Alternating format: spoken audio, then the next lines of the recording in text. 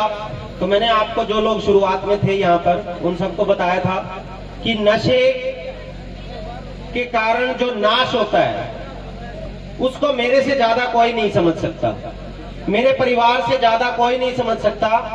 क्योंकि हम जब छोटे छोटे बच्चे थे, मतलब छोटी उम्र थी, बिल्कुल छोटी उम्र थी, हमने देखा है हमारे पिताजी नशा करके आते थे, शराब पी के आते थे। एक अच्छा रैंक था, एक गवर्नमेंट जॉब थी स्टेट बैंक ऑफ इंडिया में, उसके बावजूद जो हमारे घर का हाल था, जो हालात थे, मतलब हमें ये नहीं पता होता था कि रात को हम 3-4 बजे सोएंगे, 2 बजे सोएंगे, सुबह किस टाइम उठेंगे, स्कूल में जाना होता था, पूरी रात ऐसे निकलती थी, दिन ऐसे निकलता था। लेकिन मतलब एक संघर्ष था। तो वो जो नशे का नाश है वो मैंने अपने परिवार में देखा है।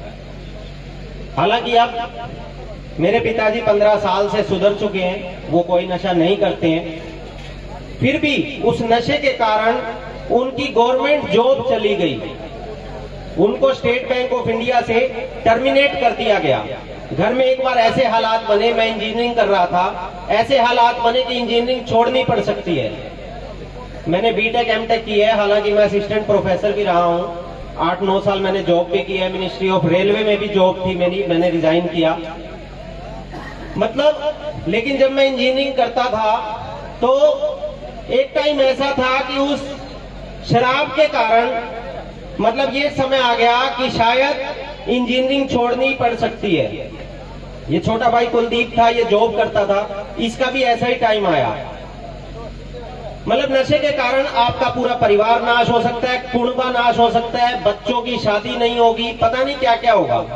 तो जो युवा वर्ग यहाँ है उनसे एक आग्रह है कि इस नशे के खिलाफ आप जितनी मुहिम चला सकते हैं आप चलाइए और नशे से दूर रहिए।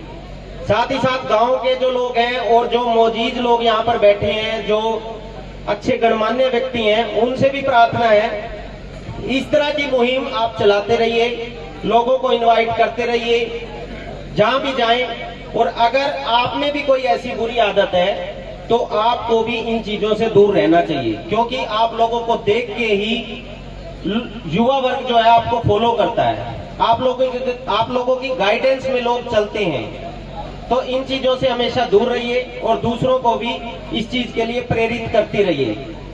और जो मैंने आपको बताया था कि एक बुक थी जिसने मेरा जीवन बदल दिया, उस बुक का नाम था ज्ञान गंगा। उस ज्ञान गंगा को पढ़ने के बाद मेरे पिताजी की शराब छूट गई। आज 15 साल हो चुके हैं, मेरे पिताजी ने शराब को हाथ नहीं लगाया। मैं आपको एक बार ये बुक दिखाना चाहूंगा। ये बुक है ज्ञान गंगा, संत रामपाल जी महाराज जी के द्वारा लिखी हुई। अगर कोई इस पुस्तक को भी लेना चाहे तो आप ले सकते हैं हमसे। साथ ही साथ एक बुक और है जीने की राह, अगर इस पुस्तक को भी कोई लेना चाहे तो आप ले सकते हैं। ये संत रामपाल जी के द्वारा लिखित है और जिसके कारण मेरा परिवार आज बस गया, पूरी फैमिली बसी हुई है। तो आप लोग से फिर से प्रार्थना है कुमारिया गांव से कि उन्होंने जो इतनी बड़ी इवेंट की है, इंटरनेशनल इवेंट, अंतरराष्ट्रीय दर्जे की इवेंट है ये, चाहे कोई कुछ भी कहे, ये अंतरराष्ट्रीय दर्जे की इवेंट है।